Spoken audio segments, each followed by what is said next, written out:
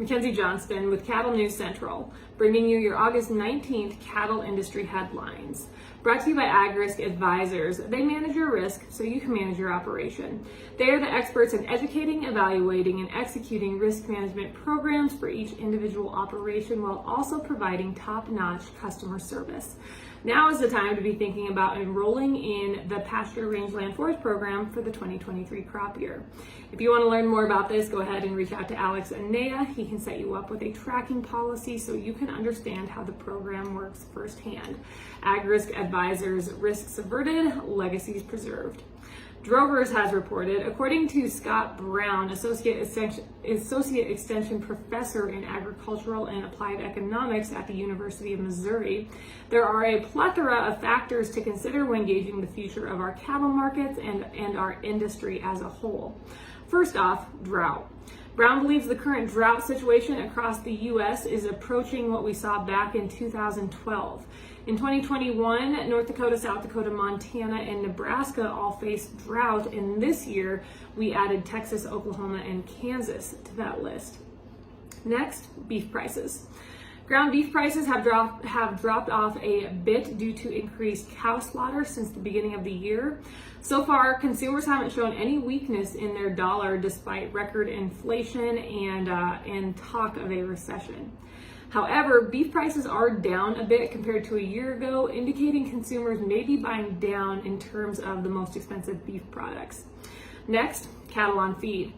Scott believes we need to get into 2023 before we start to see a reduction of cattle in feedlots that may possibly result in increased cattle markets.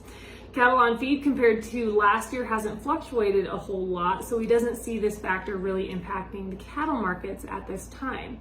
Finally, cow herd contraction. It hasn't only been drought and limited feed resources that have caused our cow herd to contract, it has also been lack of profitability. Folks that have gotten out of the business are usually smaller, older producers, and there isn't anyone coming behind them to take over their operations. And this fact will undoubtedly change the landscape of our industry going forward. In the end, Brown is reluctant to say if the industry is headed for record prices like we saw back in 2014. His main worry is that our national economy could derail all these positive fundamentals that are playing into the cattle markets right now. Furthermore, he does not like how our industry is finally seeing some good prices through a downturn of supplies. He would much rather see good prices in our cattle markets because of high demand, not because of producers selling off their cow herds. Regardless, he does believe cattle producers are headed for some extremely high prices. This update is also sponsored by 4T Ag Insurance, your go-to contractor for ag insurance. Colt Tritt, he is the owner and operator of 4T Ag. He is a one-man show. He himself ranches, so he understands all the risks that go along with the livestock industry. 4T Ag, they offer LRPs on both fed and feeder cattle. They offer PRF insurance and just about any other insurance option out there. If you want to learn more, head on over to www.4tag.net. That is the number 4tag.net. Meeting Place has reported 2/3 of farmers and ranchers in the western U.S. say they are selling off portions of their herds due to drought, according to the most recent survey ran by the American Farm Bureau Federation. Average herd sizes are expected to be down 36% in the surveyed region year over year. These results surface as the U.S. Bureau of Reclamation reported on Tuesday reductions in Arizona, Nevada, and part of Mexico in response to the depletion of the Colorado River. More than 60% of the U.S. West, Southwest, and Central Plains are in severe drought or higher.